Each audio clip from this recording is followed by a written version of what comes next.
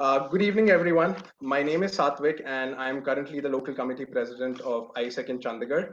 And on behalf of AIESEC in Chandigarh and AIESEC in Nagpur, I would like to thank you and welcome you to the webinar that we have on mental health during quarantine.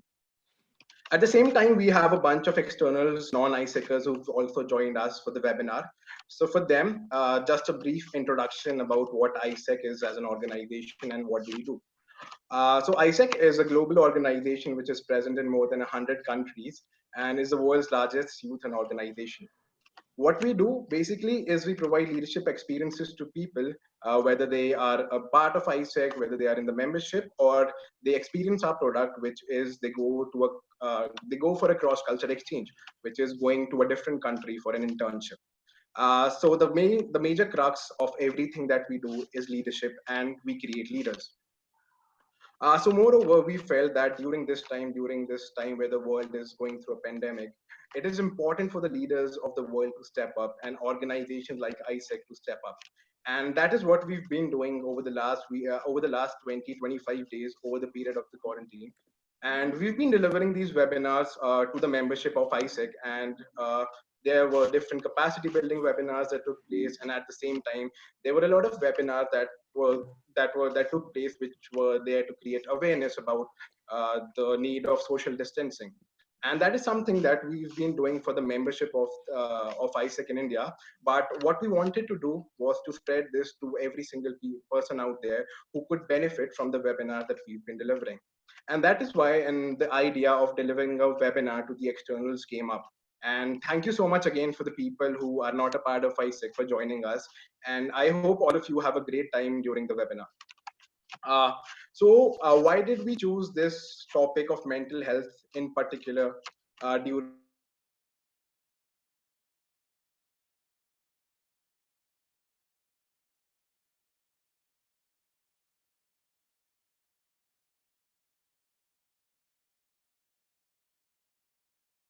our generation, who are used to going out every single day, hanging out with friends? It becomes all the more difficult. And that is why we felt that it is important to talk about mental health during these testing times.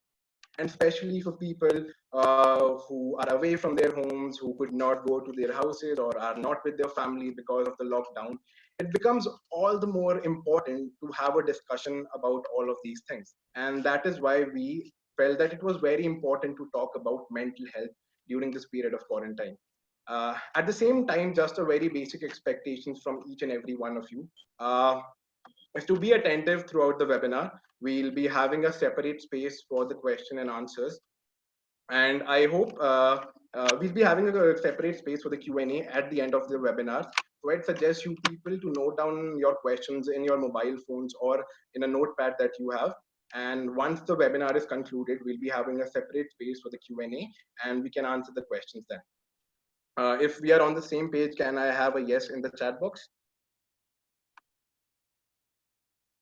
Yes, good to go. Since we were talking about mental health and quarantine and why is it important to focus on mental health during this period, there was just one person that came to my mind who would be able to deliver a webinar on this, and that is none other than Mr. Gautam Khetrapal. Gautam, who is an alumnus of AIESEC in Chandigarh and worked as the country director for AIESEC in India, is currently the founder and the CEO of Life Plugin.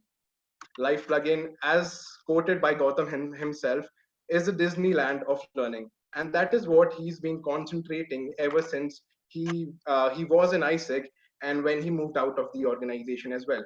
And over the past, almost over the past decade, Gautam has been working in the field of mental health and coaching and has impacted more than 1 million lives. Gautam, who is an inspiring teacher, has also featured on platforms like Mind Valley, TEDx, UNESCO, DNI, TIE, etc. And his TED Talk has more than 7 million views. He is very skilled at reaching global audiences, creating meaningful connections, and artfully guiding people through self-awareness exercises to reach a higher purpose. So without further ado, it is my honor and absolute privilege to welcome Gautam to the webinar. And Gautam, the space is all yours. You can take it forward. Thank you, man. I appreciate it, and I appreciate you guys putting this webinar together, and really grateful to be speaking to AIESECers. You guys are my favorite people in the world. So I'm really happy. And all the people who haven't joined AIESEC and are watching this webinar, this is your cue to join something really cool while you still have the option.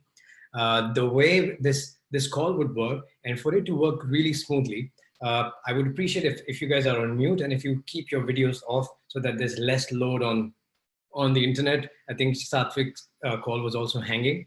So if we could do that, we'll smoothly go through the whole call. And I will ask you, I'm checking both Facebook and Zoom. So wherever you guys are, if I ask you a question, the way it will help me to deliver the best I can for you guys is for you guys to put your questions there. If you connect with something, you can give me a response that, this is something super meaningful, or this speaks to me, or just even if it's a high five or what have you. So I'm trying to replace the live interaction with you guys. So I just see, yeah, I really appreciate it, Dhruv. Thank you very much. This is how we will start. I want to check in with everyone because first of all, this period feels like, a friend of mine told me, this whole period feels like Mother Earth has kind of grounded us and said, like, go back to your room and think about what you've done, right? And it's, I'm still lucky enough to come from the generation that has still kind of seen the world before smartphones. It did exist.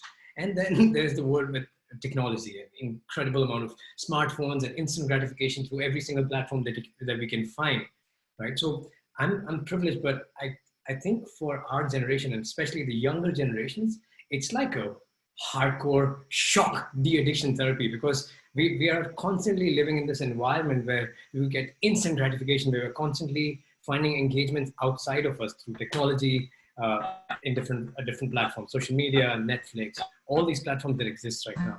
So the moment we get grounded, this is the first time for some people in their life that they have to sit through in isolation, that they can't get instantly the things that they want. So I want to check in with everyone and see what's your internal weather like. This is for you. If you have your notepads in, write this thing down on your notepad. If you couldn't type something in the chat, so I know what's your internal weather like. So based on that, I can tweak the conversation and I can customize the things that I want to give to you. That would be the most valuable. So what's your internal weather like? What's your mental state right now? How are you feeling? How is this quarantine? Go. All right. So you relaxed, bored, amazing, lazy, optimistic, amazing, demotivated, a bit stressed, relaxing, self-exploratory, very good, Pushkar, optimistic, a bit anxious, full of opportunities and learning, curious, sunny, dry afternoon, challenging, introspective, amazing. Let's see what do we have on Facebook. I think Facebook is slightly behind. Feels like heaven. Good, man. Sahil, you're enjoying it. How to be with the family, frustrated, bored. I think the reason why I asked this question first is because I wanted to check in. Everybody is going through all of these feelings all the time, right? There's a part of it is relaxing, a part of it is enjoyable, a part of it is frustrating, a part of it is to learn how to be with our family members and our loved ones in close proximity for 24 hours all the time, right? Not productive. All of these things are happening to all of us. But I want to start with this premise that I think I heard it from Tim Ferriss, but it's not from him. It's somebody else's quote that says that this adversity that we are facing, adversity doesn't build character, it reveals it. And to me, that is really powerful. How do we show up to this opportunity, to this premise, this opportunity that is given to us, or quote unquote quarantine period, or like a lockdown period that is given to us? How do we show up for this? And I think this is an opportunity to see what our true character is right now, and then from there build, right? It's not a permanent picture, but it reveals what it is right now, what is our internal weather, and it shows us right now in a shocking way sometimes, right? But how do we shift that lens? And that's the premise that I want to talk about. And for me personally, I think Satvik already mentioned, I run a personal transformation company called Life Plugin. We do purely, we focus on offline transformational experiences. So almost all of our business is offline. So what that meant was that the moment this lockdown happened, every single thing for the next 6 months that we have for our business is gone, like completely gone. We just finished our big event in Bali, a brand new product line that we had launched. We came back, and the moment I came back, for me, it was I caught a flu, and I never get sick because we're very mindful of our immune system and taking care of our health. And I caught a flu, and my wife caught a flu, and my friend caught a flu. All of us came back from the same event in Bali. So first we are thinking, oh, I think we got COVID, right? And not too bad, because I think we're not the most vulnerable population to this disease or virus, as much as we know. But it was still quite hard because there was no energy. I was super tired, super low, and anxious that it could happen to my parents, to my grandparents, and that's something I cannot control. At the same time, our business stopped. That meant we lost $40,000, and that's a huge sum for you guys to give some perspective, right? It's a huge sum. It's a 3-year-old company, and we lost that. It's non-recoverable, and we don't know until what time we are staying paused.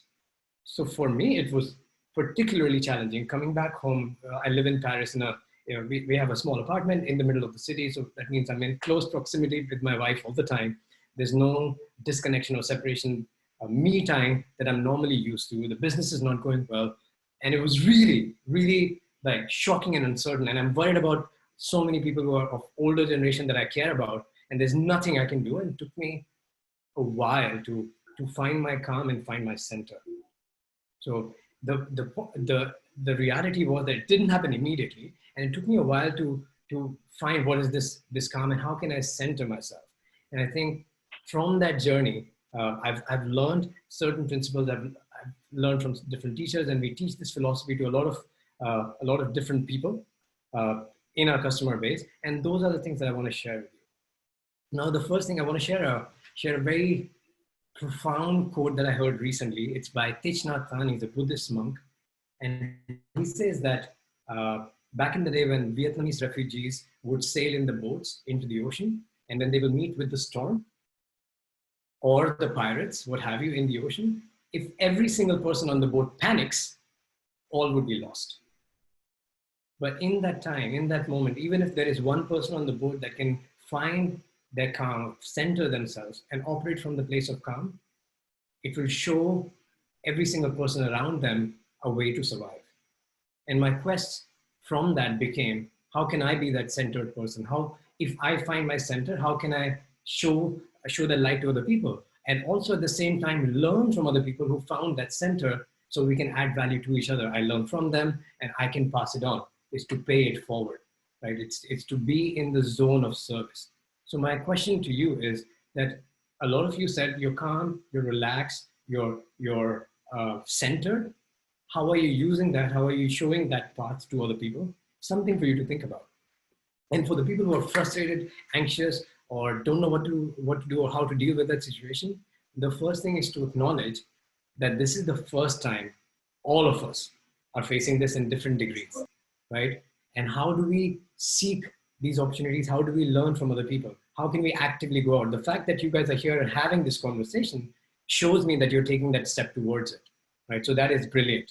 But this is the premise based off which I want to give you like top 4 to 5 things that I've learned that have seemingly helped me and a lot of our clients around the world. So you guys good? How does that sound so far? I'm looking at the chats. Okay, awesome.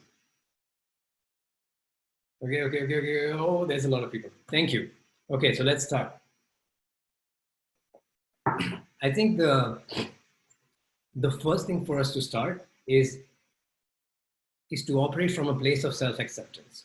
And for me, this was the first big shift. When this whole chaos happened, and immediately I'm a personal growth company teacher. Like, how could I lose my calm? How could I lose my shit, right, so to speak? And for me, when that happened, for me, when that happened, it was important for me to have compassion for myself and acceptance for myself, especially in the hard moments, especially for the things that are seemingly difficult to view about myself. If I'm getting frustrated, if I'm getting nervous, if I'm not at the top of my game, especially for people in AIESEC, right? You're leading teams. You always have people looking up to you. So that pressure, in a way, could take us away from accepting if we are having a low moment, if we are going through some dips. So the first thing to operate from is self-acceptance and have compassion for ourselves, especially in the difficult moments. Because until the real reason is that until we have compassion and acceptance for our reality, whatever that might be, in full naked truth, until we have that, we cannot speak our truth. And that is critical right now. Speaking our truth can only happen when we are operating from a place of acceptance. When we can say that, okay, I'm not doing good right now. This is bothering me. And I know it's bad, but that's my current state. That's extremely important. Because whether we like it or not, we're also spending way too much time in close proximity with our loved ones. But there's statistics coming up week by week. There's divorce rates are going through the roof in China because people are not used to spending so much time together with the conflicts with families, or just random friction just bursting out into conversations which are unpleasant for everyone. And I think it emerges from a fact that lack of acceptance that lies within us. Because when we don't accept ourselves, what happens is that our insecurity, our negativity, we project on the other person. If I'm feeling anxious and if I don't accept that, oh, this is my anxiety, what I do is I project it on Celia, my wife. And then we end up having a conflict. Why are you anxious? Or this is inducing anxiety. Does that make sense? I'm looking at the chat. Okay, cool. So when we are not accepting things that are happening internally, the internal weather, we project the same thing onto others. And that makes it harder for coexisting in the environment that we are living. And my wish, by the way, my wish is that this is incredibly powerful shock de-addiction therapy that we are all going through. And my hope is that by the time this finishes, we come back to a place and we don't go back into our normal life, and we use these learnings and integrate these learnings in our life and lead a way more meaningful and mindful life for ourselves. So this is a great opportunity for us to practice self-acceptance, and it's particularly hard. So if there's one group of people that I believe can do it at a young age, are youth leaders from AIESEC. So I expect that from you. And so have this self-acceptance and compassion. And I'll tell you different ways how we can do it. But one of the simple ways is mindfulness. One of the simple ways is that, close your eyes in the morning, simple 5 minutes, slow breathing. That's meditation is not crazy science. There's multiple different ways you can do it. But if you don't know anything, every single morning, before you open your phone, before you go anywhere else, 5 minutes, deep, slow breathing, and check in with yourself. How's my mental weather like? What are the things I could be grateful for? All those nice things that I'm guessing all of you know, otherwise I'll share links with you. I've taught those things in the past. So start with that, check in with yourself. That's the first thing, because right now is the moment for you to speak your truth. And when you can do that, you will notice it will give permission to other people to accept their truths about themselves. And that's the beautiful part. You know, there are times where I cannot have a conversation with Celia where, you know, I don't have time. I need my separate space to move away from her because it's just for my mental peace, I just need to be alone and sometimes write my own ideas. There's nothing wrong. But because we're in constant close proximity, sometimes I need to be away or I cannot have a conversation with my family members. But right now, because I can accept these negative emotions or these seemingly difficult times about myself, I can tell them, you know what? I love you, but I can't have this conversation right now. I love you, but this is triggering me because of something that is happening internally, right? So this is, okay, I'll answer that in a bit. But this internal acceptance is critical because it gives permission to other people to see the same. And the beauty is, if one can develop this muscle, that if we can tell someone harsh truth, and this is incredibly relevant again for all the leaders out there, if we can express the harsh, naked truths to someone while the other person feeling just the authentic love for them, I think that's beautiful. If we can develop that ability that, hey, I love you, but this is harsh, and right now I can't do this, deal with this, without being an asshole, right? I think that's really, really beautiful. So that's the first thing I would give you, to come from a place of acceptance and compassion for yourself and speak your truth. Second, the next thing is service. Once you're able to accept yourself, the second thing is service. If you don't know, human beings are hardwired for service. We are hardwired to take care of other people. And one of the things that is happening is there's so much threat around us, outside of us. We're locked down so many things that we cannot do. We're constantly focusing on me all the time. And we are obsessed with our own selves, but we are not independent species. We are highly interconnected. We are highly interdependent. And we are hardwired. Human beings are hardwired for serving other people. We are hardwired for it, right? So if you are operating from a place of calmness and self-acceptance, you are ready, you're centered to serve other people. And serving other people doesn't mean 1,000 people. If you have the capacity, have at it. But you can start with your boyfriend or girlfriend. You can start with your parents. You can start with your 3 friends. You can start with your team members virtually.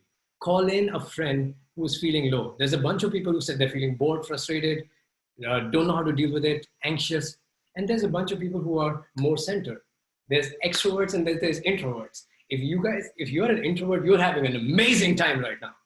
And all those extroverts out there, and I'm also an extrovert, like I get energy by meeting people. I'm highly socially oriented person. I'm a tribe-centric person. So for me, it's particularly difficult to adjust as well. So call in with your friends and check in with them, right?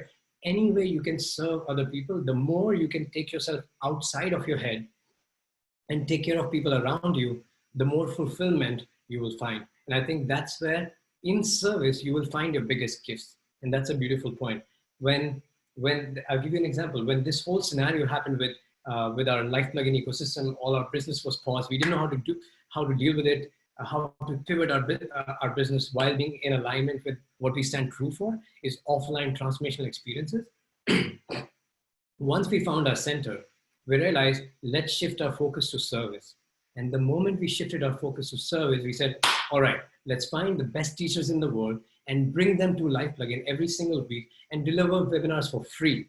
And now the people that I'm talking about, they charge $25,000 for an hour of keynote speech or higher, right? So, and we bring those people in to Life Plugin all for free to give value to them once every 2 weeks. We did one this past Sunday. There's an upcoming webinar coming this Wednesday, and we're doing it every 2 weeks. And we're doing this for Life Plugin customers. But then we said, oh, you know what? Let's just go beyond that.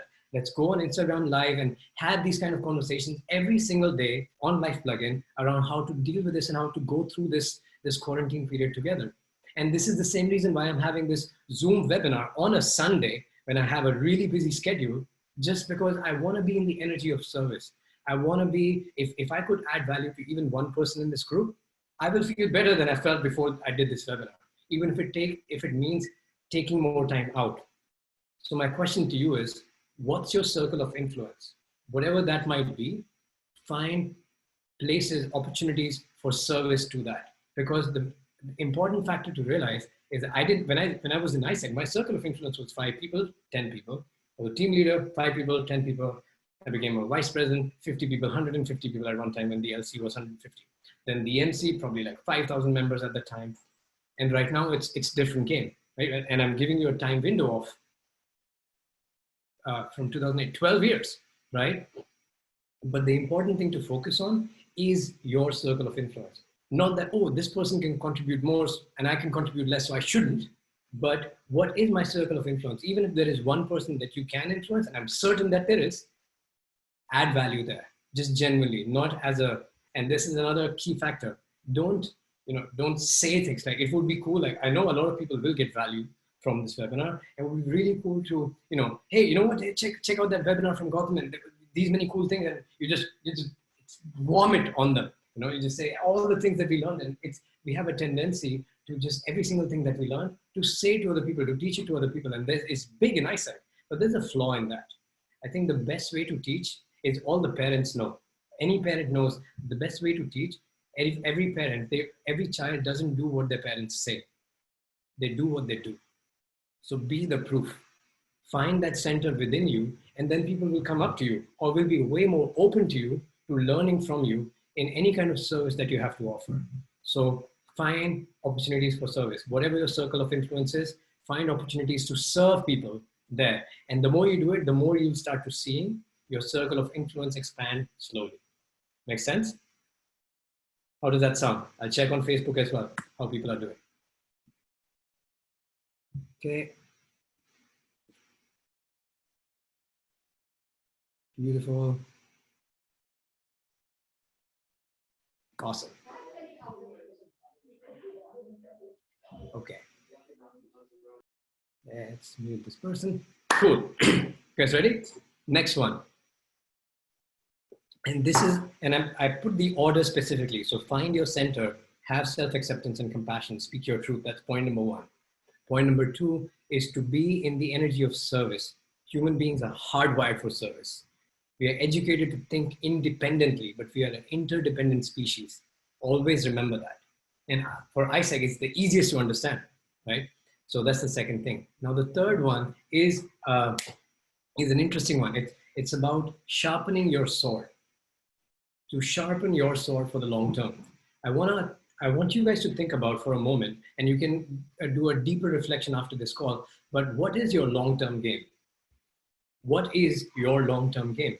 Think about this way. This quarantine period, whether it's a few weeks or a few months or even a year, or let's say 2 years, like it's bizarre, right? Let's say 2 years, at some point, this quarantine will end, right? And this is happening to everyone. Everybody's at the same playing field. And when that ends, how can we use this opportunity? How can we use this opportunity to play the long-term game? What is your long-term game? Do you wanna grow in AIESEC? Could be that. Do you wanna grow a specific skill set? Do you wanna develop in organization development or talent management? In my case, it is human behavior, social psychology, right? Whatever is your long-term game, or if you want to deepen your love relationship, you guys are too young for that. Improve your health, right? Whatever that might be for you, what is your long-term game that you are certain will not change? Your long-term goal. Write that down and start working towards it. What are the things that you can do right now that you would not have had the opportunity to? I'll give you an example. I have the whole, this year, like on January 1st, my calendar was packed until mid-December. Like every single month, events or speaking engagements, all of that stuff was booked, right? And year after year, it's just going to get more and more complex as you're expanding our business more, right? And we are building a tribe-centric ecosystem, and I am fascinated by social psychology, and I was really curious to learn about social psychology more. And now that we're in this quarantine, I want to take a degree on social psychology. So that's what I'm looking for, writing to universities, applying for scholarships to get a master's in social psychology.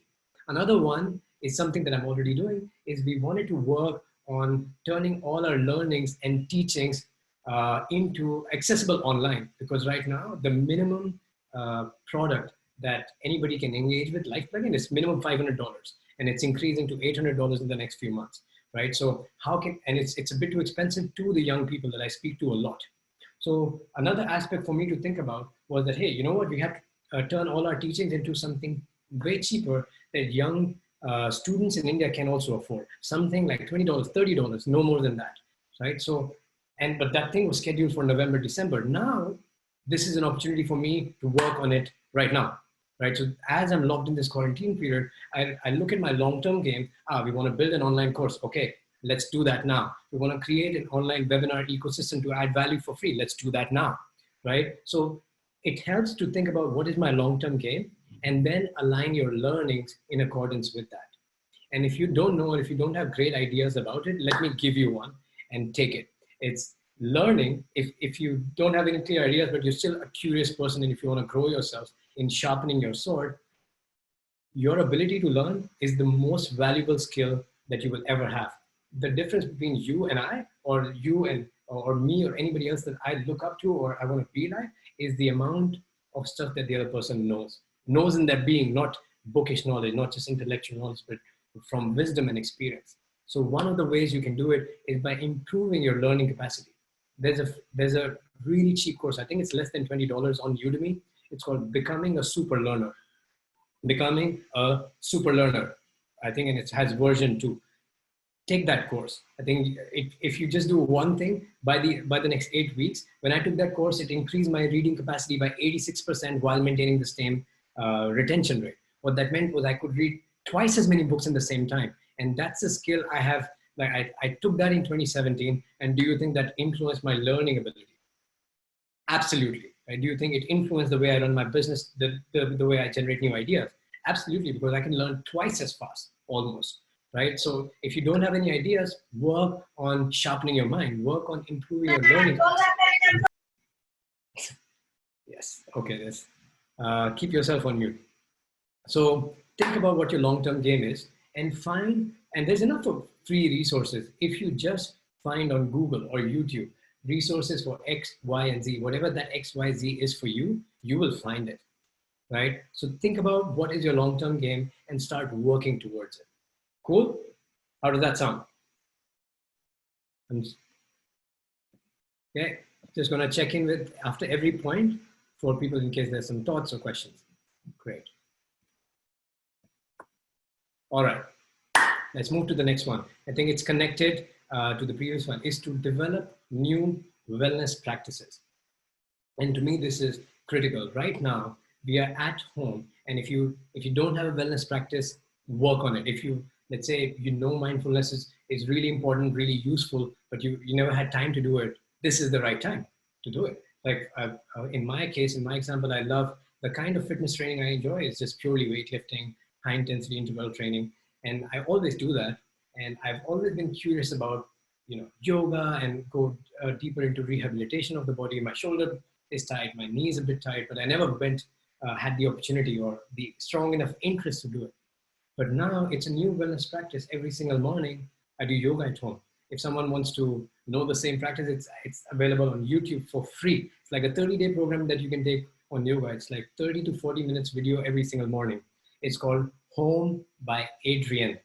It's very simple. Just find it on YouTube, or I'll type it in the end if you guys need it, right? But find your wellness practices. Maybe it's a meditation practice. How can you learn how to meditate? Find how can you relieve stress? There are different techniques. Mindfulness is one. Look for breath work. There's this pranayama. It has incredible scientific evidence that will remarkably change your life. If you just start investing your first 15 to 45 minutes in your morning dedicated to your wellness practice. If you don't have one right now, if you don't even have a fitness practice right now, add it in the morning. The beauty of that is that by the time the quarantine period gets lifted off, right now, you're forced for it. Right? Right now, there's no other option. So you will do it every single day, every single day, every single day. By the time quarantine finishes, you will have that inbuilt within you. That's how habits work. When you start to go to the gym, it's harder, or it's like it takes more resistance. But by now, if I don't exercise for 5 days, I feel some tension within me that I have to let go, right? That I have to train. And that's how habits form for wellness practices. So develop new wellness practices. Books at this time is incredibly useful. Go immerse yourself in personal growth. I want to give you this quote, and I really want it to land. I really want you guys to listen to this. This is by Jim Rohn, and it says that your level of professional success seldom exceeds your level of personal development. I will repeat, your level of professional success seldom exceeds your level of personal development, because you attract any kind of success, financial, relational, leadership-wise, what have you, physical. It's purely through, you attract any kind of success by becoming the person that is worthy of that success. So work on yourself right now. If you don't know where to start, there's a bunch of books that I can recommend for the mind. The one that comes to mind on top of my list is Psycho-Cybernetics. This one book will absolutely change your life. If you haven't heard of it, it's in the realm of subconscious programming, and it will blow your mind. And you can get that book for free. You don't even have an excuse to not have the physical copy. You can get it on Audible. You can get an ebook. Start Psycho-Cybernetics, but work on yourself right now. This is the perfect opportunity. It may be hard at times. I was talking to my older sister yesterday. She's married and she's in India right now, and I'm having similar conversation with her. And she's like, you know what, Gautam? Yeah, I know all of that, but right now I don't even want to feel like talking about anything. I just feel meh. And it brings back to the same first point, not centered. Center yourself, accept meh is okay. Let that phase pass. The moment you accept whatever your state is, it starts to get released. It's the resistance of acceptance that keeps it right there. And while that thing is there, you will not be able to serve or work on yourself, sharpen your sword, or work on your wellness practices. So it all starts there. So whenever you feel off center, work on your centering again. Simple mindfulness practices every morning. If you don't know anything else, you want to hear from me, simple alternate nostril breathing. It's what is there in pranayama for so long. It's like, I'll show you. You do in through the left, out through the right. In through the right, out through the left. If you just do that cycle 10 times, that's all it takes every single morning. Do this and just stay silent for 5 minutes every morning. That's all it takes. That's all it takes, right? And if you need more resources, I can answer them. Write those questions down for yourself and I'll answer them towards the end of the call. Cool, but work on your personal development and develop new wellness practices, whatever that might be for you. If you are not healthy, develop a healthy nutrition practice right now. Learn a bit more about nutrition. It's fascinating. Anulom Vilom, yeah, that's what it's called. Thank you. It says your daddy. That's your Zoom name. You might want to change that, my friend. Okay, the next one is, the last one would be to deepen your relationships right now. And this is the time, whether we like it or not, we are spending time with our loved ones, our boyfriends or girlfriends, or they might be separated from you guys right now. And we're spending time with our brothers and sisters, our family members, our neighbors are too close. And you guys are probably having Zoom calls with your old friends. It's an amazing time to just reconnect with all the people from our lives that really added value to us. Because the reality is, wherever you are, whoever you are, you're not a self-made person. I'm not, nobody is, right? And there's so many people who've added value to us, but the world is moving so fast right now. Our world is moving like rocket speed, right? I was kind of relieved to know when I was able to center and the whole chaos stopped. I was kind of relieved to realize, okay, I have a breather and I can stop. And I started having conversation with a bunch of my friends from AIESEC time, who I've met like 10 years ago, 12 years ago, 8 years ago, right? And we started having conversations with them. There's so many different groups of people that we've lost touch. This is the right opportunity for us to deepen that relationship. And also with our closest ones, how we show up for our friends right now, the closest people to us, how we show up for our family and our loved ones, our boyfriend, girlfriend, wife, husband, if someone has. This is an important opportunity for us to see, like, how are we showing up for them, right? And this is an incredible opportunity for us to deepen that relationship with them. If we can accept ourselves, give permission for them to accept themselves and have the deepest conversation that we probably never had, this is an opportunity that we rarely get. Like, I'm having calls with my parents every day, my family every day. When this quarantine period was not there, it wasn't the case. It wasn't always available to me. And right now, that opportunity is there, so make the most of it. Spend time with your parents, your loved ones, right? Deepen whatever your existing relationships are. And this period will also tell you what are the most meaningful relationships in your life that you want to keep long term. I hope you keep that wisdom with you long after this quarantine period is over, right? So that's the last point that I wanted to give you. And I will, in about 5 to 7 minutes, I'll start taking questions from you guys. The last thing I want you to shift your lens towards is this. I want you to think about, let's say this period is over, and let's say we are in 2021, right? 2021, June 13th, that's the date, right? And that's when you're thinking, that quarantine period in my life, that was incredibly powerful for my growth and my learning. I reflect at my time in AIESEC like that. For my time in AIESEC was incredibly powerful and meaningful to me for my growth journey. I say that I could spend the rest of my life expressing gratitude for AIESEC and it would still not be enough, right? And I'm right now trying to think, if I have to look back at this period right now that I'm going through right now, a year from now, and think like, wow, this was incredibly powerful growth journey for me, how would my feelings turn? Like, how would I feel right now? And my lens would shift towards gratitude for the things that I have right now. Is the gratitude for the opportunities for me to grow myself, the opportunities for me to shift the business model that we have, is to test my character right now. It's to deepen my relationship with the people that I love and to play the long-term game. My lens shifts from, oh my God, I want this period to end, to like, no, I want to make the most out of this period. There is spiritual juice in this stage that we are living in. How can we make the most out of it? So that when we look back at this period, I want to look back with joy and gratitude for this period. Not that thank God this was over. And my wish for you is the same. My wish for you is that you look back at this period and you're overflowing with gratitude. You're overflowing with gratitude for the things that it taught you about yourself, for the things that it made you learn or skills that it made you develop that you're using 1 year, 2 years, 5 years from now. And I think that would be beautiful. Okay, cool. Okay, so now what I want to do is I want to shift a little bit towards a few questions from your side. Satvik, well, actually, I don't need you to moderate. What you can do is you can put your questions in your chat here and on Facebook, and I will try to answer the best ones I can. Okay, beautiful. Okay, thank you. Okay.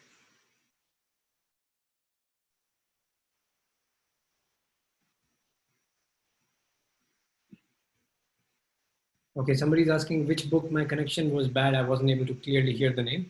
The name of the book is Psycho-Cybernetics. It's by Maxwell Maltz, M-A-L-T-Z. I can type it actually.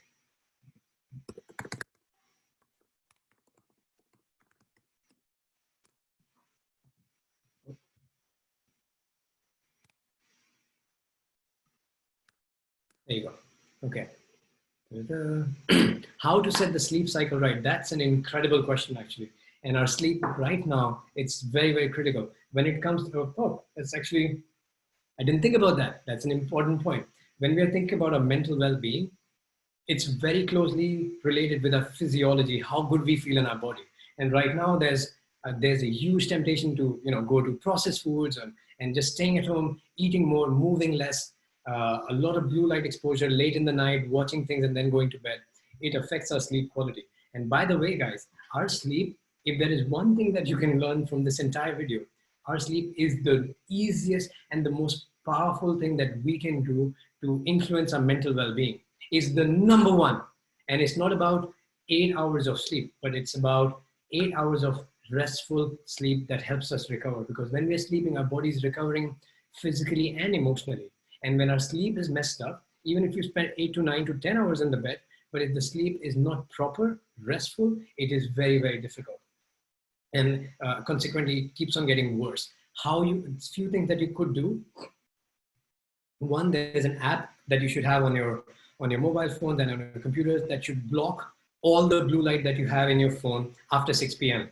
I wouldn't go too much into detail about it, but our skin, especially our eyes, are really, really sensitive to the light that we're exposed to.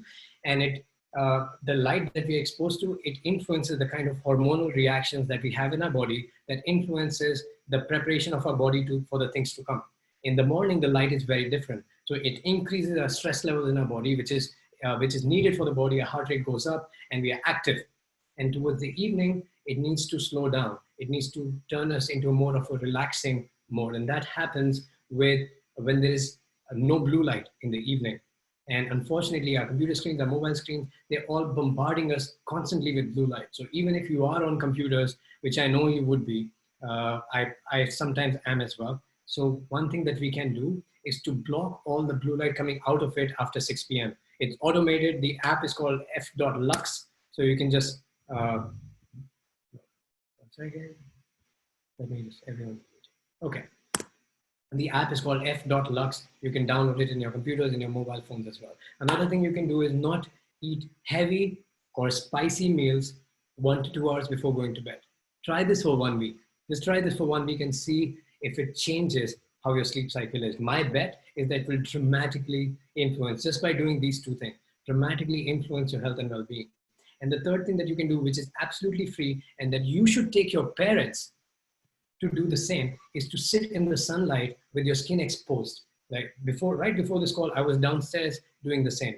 Vitamin D is the number one, the most deficient mineral in our body right now, and it's accessible in the sun.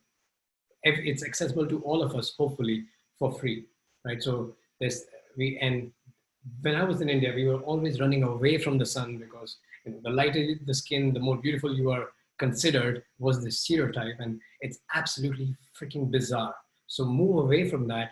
Spend at least, like, the best time to be in the sun with your skin exposed is like 30 to 45 minutes between 12 to 1 p.m. That's when your body will produce the most amount of vitamin D. So sunlight exposure, and it will help you sleep better in the evening, because in the morning you have so much sun, so you know that that's morning. In the evening, when your blue light is blocked, then you're giving your signal to the body that there's no sun out there. right? So now you can start unwinding and start sleeping. Somebody asked more books on and links for mindfulness. I'll give you one and you can go and explore way more from there. There's this teacher called Jack Kornfield, Kornfield. I'll write that name down as well. So he has a free podcast that you can listen to, or if you want to get a book, there's a book called No Time Like the Present. It will change your life. Again, no time like the present. This is the author. There's way more if you guys want, I can give you, but I want to keep it simple and easy so you actually take actions. Reading self-help books boosts motivation crazy fast, but how does one never let that motivation stifle? Here, that's a great question. He asked, like, how can you maintain your motivation level? I think if we always operate from motivation, we will never get too far. The idea is to build like this muscle that even if I don't want to do things, I tell my brain, I will teach you who the boss is today. And if I don't want to exercise, I tell my brain, I'll teach you who the boss is. Thank you. I listen to you. I hear you. And I don't want to kill my ego, kill the ego. The idea that, oh, I don't have motivation, don't want to do it, or my ego is myself, or it's just a bit weak right now, I don't want to do it. Just say, I hear you. Thank you. But I'll teach you who the boss is today. Listen to your higher self. And one of the tactical ways to do it is to build a strong morning routine, because our willpower is the highest in the morning. Our willpower is a physical source of energy, which is the highest in the morning, right? So when you wake up in the morning, that's why if you put the most difficult task, like whatever the most difficult task is for you, whatever the new habit you're building, if you put it in the morning, every single day, just keep your first 2 hours non-negotiable. You will never have that problem about motivation or lasting motivation, because it's not the case. And after a month or so, it starts to become like second nature for you, that even if you're not motivated, it's easier to listen to the voice of your higher self saying, I hear you, thank you, let me teach you who the boss is, right? But the easiest way to do is to have a non-negotiable morning routine. And it's easier said than done. And I know there's only like 5 to 10% of you will do it. If I do an incredible job, maybe 20% of you will do it. If you're AIESECers, like maybe the percentage will be 25%, but no more. But the ones who will do it, you will see that change within AIESEC and outside AIESEC. These will be the people that you will see. I am certain of this. I've seen this in hundreds or thousands of people, with our clients, with myself, with my teachers as well. So I wish habit formation was sexier to teach, but the game lies there. And the easiest way to do it is to have a non-negotiable morning routine. And in that morning routine, my phone is on flight mode for the first 1 or 2 hours. It doesn't turn on until I do the things which are non-negotiable for me. So start with that. Muskan asks, how do we overcome overthinking? You can't. You can relax into it. There's nothing to overcome. It's also a part of you. So this is a shift in our perspective that we will need to learn, that there's nothing to overcome. Like if I'm having a negative emotion, I don't want to run away from it. It is part of me. So when I'm overthinking, I just need to relax into it. I don't need to overcome overthinking. I just need to relax into overthinking. Okay, I'm overthinking. Okay, love yourself, accept yourself with that. And tools to do that is that when you're overthinking, sit with yourself, alternate nostril breathing, or look up box breathing. It's very simple. You breathe in for, let's say, pick a number of seconds. If 4 seconds is easy. You breathe in for 4 seconds, you hold for 4 seconds, you breathe out for 4 seconds, you hold for 4 seconds. You do this cycle 10 times or 15 times right before, in the evening before sleeping. Amazing hack for sleeping as well. Alternate nostril breathing, or this box breathing technique that I just mentioned, they relax our nervous system. The moment our nervous system is relaxed, overthinking starts to come down. It may not happen immediately, and that's okay. So if Muskan, you were asking, or Meenal, you were asking, if overthinking is coming in, that's fine. I'll relax into it. Just laugh at yourself. You're overthinking, that's fine, right? So accept yourself and relax your nervous system. There are tools to relax your nervous system, and there are philosophies that you will need to believe and listen to. You can use these tools so that you can listen to your philosophies better and listen to your higher self rather than your ego, but you got to love both, right? You got to love your your overthinking, needy, anxious self as well, because that's also part of you. You have to understand that's also an incredibly important part of you. If you, I hope you're careful of what you wish for. Don't wish for all your insecurities of overthinking, all of these things to go away, because they're all trying to tell you something. They are there for a reason. And the most successful people are not successful despite their problems. They are specifically successful because of them. If I could go back and talk to my 15-year-old self and was super anxious and suffering with self-esteem and overthinking at that time, if I could go back to him and say, hey, Gautam, look, this is how your life looks like, this is how your partner looks like, business, this is how your lifestyle is, all of those things, so you can relax. If I could relax my 15-year-old, 20-year-old self, I wouldn't be where I am, because those anxiousness or those anxieties, fears,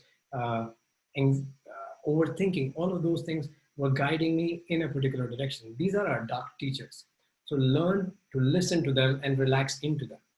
I think that would be my better advice. Okay, I'm reading more questions.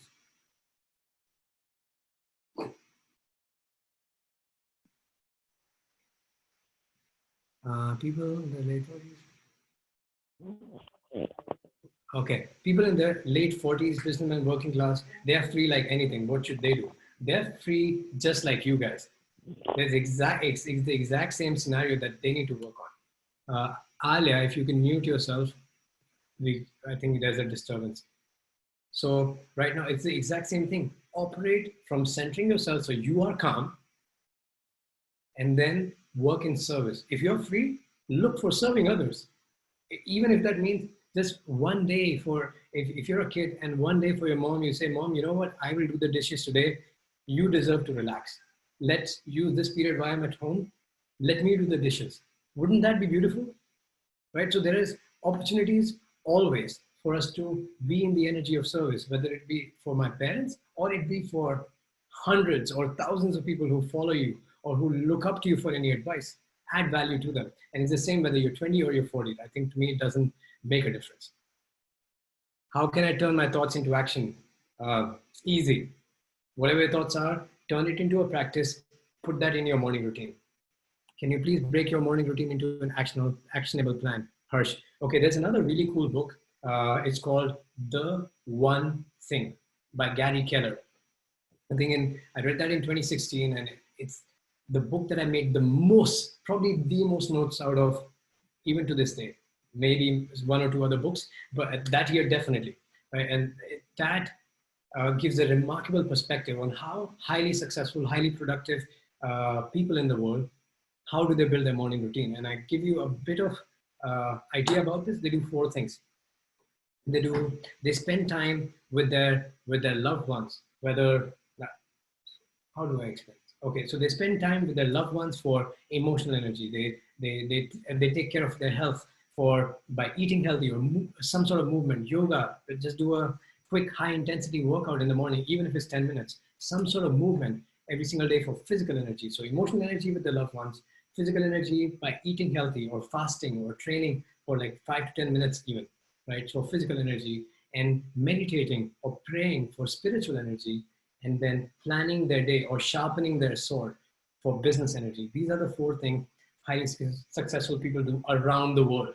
How that looks like for me is like I wake up with Celia, and I kid you, I'm hopelessly in love romantic for the first 10 to 15 minutes. I'm the cheesiest Bollywood movie that you would see. It will be nothing in comparison. I'm absolutely in love with her. We spend time in the morning. I tell her nice things, and our heart is expanding. After that, we come in this living room, we do yoga. Right? So that's for physical energy, and I stay in a fasted state, and then I meditate, right? And then I come to working on the most important thing of the day. For today was this webinar and another webinar that we're hosting on Wednesday, right? So organize your day, organize your morning routine by these 4 things. What are you doing for your emotional energy? Spend time with your loved one, be it your parents, 5-10 minutes, just sitting next to them, offering something, hugging them, a simple hug, or just telling them how important they are, does the job. Second, physical energy. What are you doing for your physical energy? What are you doing for your spiritual energy? 5 to 10 minutes meditation or any kind of prayer, whichever higher power you believe in. And the 4th one is your business energy. business, whatever your business is, whatever your sword is that you are sharpening. So I hope that answers that question. Let's look for more.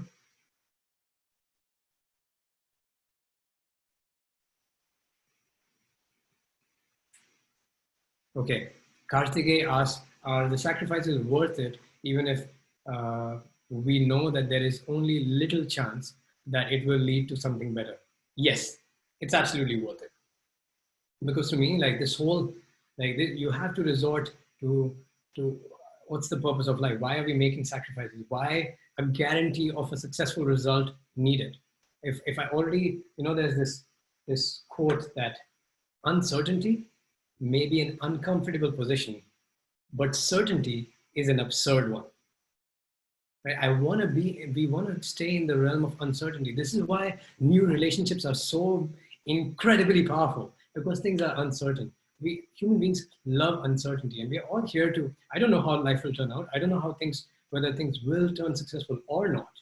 But my belief is stronger in the steps that I'm taking, whether it will turn out to be a success or not, from what I've seen in my past. The more gratitude I have in my past, the more faith or hope I will have in my future.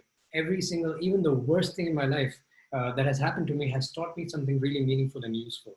So the more you can find gratitude for your past, the more you'll have faith for the future. Even if there's a little chance, you will take that chance because you've had gratitude for your past. So what I would recommend is to start finding gratitude for the things that you have right now from the past. And because it's absolutely worth it, right? This to me, this whole life is a game. I clearly remember joining the first day in AIESEC, August 23rd, 2008. I remember it like it was yesterday. That was 12 years ago. Life has moved like this, and it's been 12 years. And, before I know it, it will all be over. And we're all just spiritual beings having a human experience. And the best thing we can do is to just make the most of this ride. And what that means is taking chances. What that means is playing full out. If this is a game, and that's what I choose to believe, then I want to play it full out. Enjoy it, laugh, have fun. If I'm having a harsh time, enjoy that harsh time also. It's just like watching a movie and watching the actor, looking at them and seeing that they're having a hard time. It's still entertainment for us. And as spiritual beings, this life is an entertainment for our spiritual entity.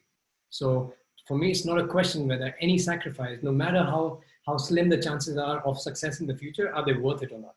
If it calls you within, and you will feel called to do it at some point. If you will feel called to do something, intuitively you'll get the answers. And then it doesn't matter what are the chances of success. So I hope that answers your question. Okay, there's some questions on WhatsApp. Okay. How do you find your big game? Okay, how do you find a big game? Good question. I think I would start with, if you don't know what your big game is, don't worry, you're really, really young. And I think we throw around this term, and my bad, I was operating from my reality. I think when you're that young, you may not know what your long-term game is. But there are a few things that you can do. One is that you don't need to overcomplicate it. You just need to pick something and call it important. Even it might be you're learning how to play a musical instrument for the long run. That may just be a long-term game, may not work later, but right now pick something and call it important. An incredibly powerful model to use to find what that long-term game is this exercise by one of my mentors, Vishen Lakhiani, founder of Mind Valley. It's on YouTube, it's for free. Google 3 most important questions.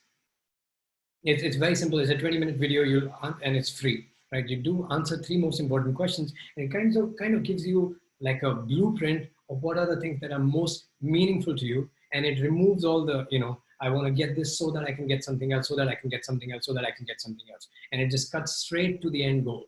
What is really meaningful to me? It may be some cheesy things. It may be some meaningless things. They don't all need to be cool things. They don't all need to be publicly published, but they're there for you to know for yourself, right? So one of the tools to use would be to start with 3 most important questions.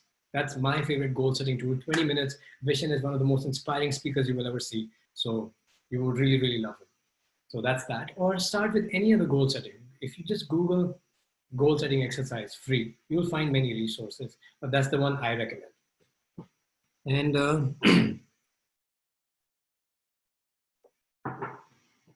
how is my speech so comforting and positive? Thank you, Kushi. I take it as a compliment, but I don't know. It took me a while, I would say, to to express it so comforting and positive. If that's how it comes across, I'm grateful. But I believe that we teach best what we needed to learn the most. And for me, this was it. The premise of personal transformation was the thing I needed to learn the most. So that this is why I'm more than happy to do this as many times that people need it, because it's deeply fulfilling for me. So it's completely in alignment. So I appreciate the nice feedback. What else is there? Are there any important set of questions that we should ask during self-reflection, or is it different for everyone? How can we get most out of our self-reflection? That's a great question. I don't know who sent it. So how I would start, how I have done it, let me just give you that.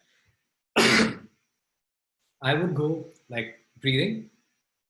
I also look like young Gary Vee. I'm offended by that. I hope you like him. Okay, so how I start my morning reflection is I breathe and I center myself, relax my nervous system, and find like top 3 to 5 things I'm grateful for from the past. And then I would go into my top 3 successes of my entire life. I just write them down or just think them every single day. It's way more helpful if you write them down.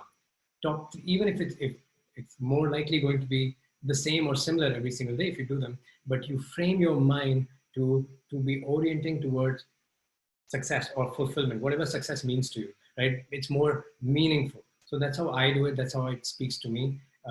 Finding gratitude, and it often involves my time with Celia, my work, and my physical health, and all the loved ones who are safe and happy. So it revolves around that right now, but it changes. And if this practice you want to continue for the long run, so gratitude. The second thing is, what are you most proud of? Top 3 things, most biggest things of pride, like the things that you would love to boast about. And no matter how big or small they are, back when I was in AIESEC, those things were very small. Back when I'm right now, in comparison, those things are massive. But I know in the next 5 years, the thing that I'm most proud of now will also be very small compared to where I'm headed, because of this deliberate practice to just finding gratitude and pride in the things that I have right now.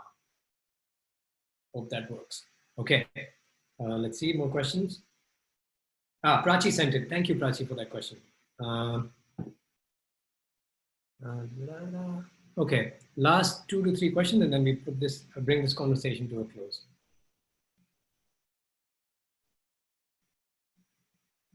Okay.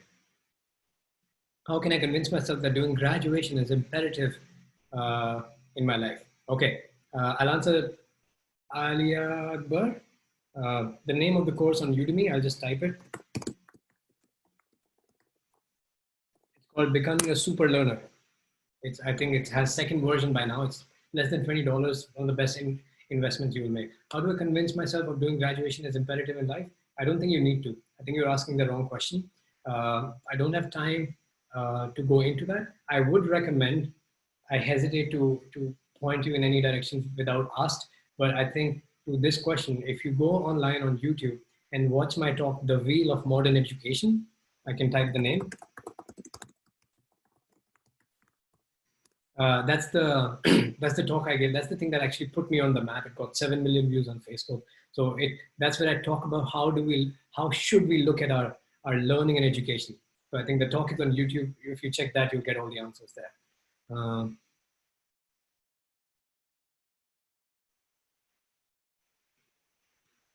Can we have expectations from others?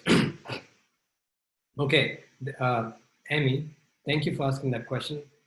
This you will need to be careful for. And I think you guys if I try to place myself there where you are, I think it was very, very prominent in my life to have expectations on others. But the deeper you get in studying personal growth or working on yourself, the more you realize you can't have any of the expectation on anybody else. And in reality, what happens is we are all acting as mirrors for each other. All of us are acting as mirrors for each other. So if I am getting triggered by you, or getting angry by you or you not doing something. It's the part I see in you that I also see in me. That's what's triggering me. So use the frustration or anger or disappointment with expectation as a mirror to work on yourself. The only thing we can control is our internal reality. And the sooner you learn this, the better, that our external reality, every single thing that is happening in and around our world, mentally, physically, financially, relationally, any kind of success outside of us is a reflection, direct reflection of our internal reality. Every single thing in our external reality is a reflection of our internal reality. So having expectation from others is a bad game to play. And I think in a human form, from time to time, we will have expectation from others and we will be disappointed, and that's part of the game. That's where self-acceptance and self-compassion comes into being. But the moment you have compassion and acceptance for yourself, you realize, okay, Gautam, you're again having expectation from the other person. Come back to yourself and work on yourself. The more you learn to accept yourself, the lesser will be expectations from others. And I don't think we may ever get completely rid of expectations from others because we are playing the human game. But the idea is to bounce back and forth between our higher self and our human experience. Whether that higher self is your spirit guide or your God or the universe or whatever that is, I believe there is something. So there's a higher self that operates through me. And then there is me, and then there's my ego, right, which is not real. So having expectations from others, I think it's a bad game to play. So I would shift that premise. I think that with that, I would close this conversation. Let me just quickly check on Facebook as well. Okay, I think we are good for now. Satvik, I'm going to give you the editing accents. Guys, thank you so much. If this spoke to you, if you liked it, I would love to know the feedback, good, bad, and ugly, because that allows me to do better, teach better every single time. And really, anything good that landed with you, I would love to know so that I can teach that more. Anything that didn't stick, anything that I could improve upon, all of those things are very, very welcome. Thank you so much for taking out this time and listening to me. And I wish you guys the best and have a good time. Thank you. And I give access to Satvik now. Gautam, thank you so much. It's been a pleasure and it's been a privilege having you. It's the fourth or fifth time I'm having a live interaction or live space with you, and every single time I'm completely awed by whatever you're saying. And again, a lot of things that you've been mentioning, I was myself reading the Code of the Extraordinary Mind when you talked about the three most important questions, and completely it changed a lot of things for me personally as well, and especially over the last week or so, things have been so good for me. And after, again, personal growth is something I feel it's pretty underappreciated and something that needs more talking about. And that is why spaces like these and webinars like these for people who are going through the age that we are going through is very, very important. So again, thank you so much. And it's been a pleasure having you. I hope we would be in constant touch for maybe future webinars as well. And with the responses that we've been getting in the chat box as well, I think people loved your webinars. I think we can take feedbacks. We can launch a feedback form for the people about the feedback and maybe any other questions that they might have. And maybe we can share the form with you as well. So if some people are left, maybe we can take it up in future as well. Okay, thank you. Thank you so much. Guys, have an amazing time. And it's always a pleasure to be speaking to AIESEC members. Bye. Bye, so Gautam. I'm going to close so this much. call now. So sure, if I close, then everybody will disappear. Okay. So yes, Gautam. Again, guys, thank you so much for joining in. I hope you all had a great time and you did take something out of the webinar. And as for people whose questions haven't been answered as of now, we would be releasing a feedback form which will have a space for questions, which we can share it with Gautam later. Again, thank you so much for joining. And from AIESEC in Chandigarh and AIESEC in Nagpur, it was a privilege having all of you. Thank you so much. Bye.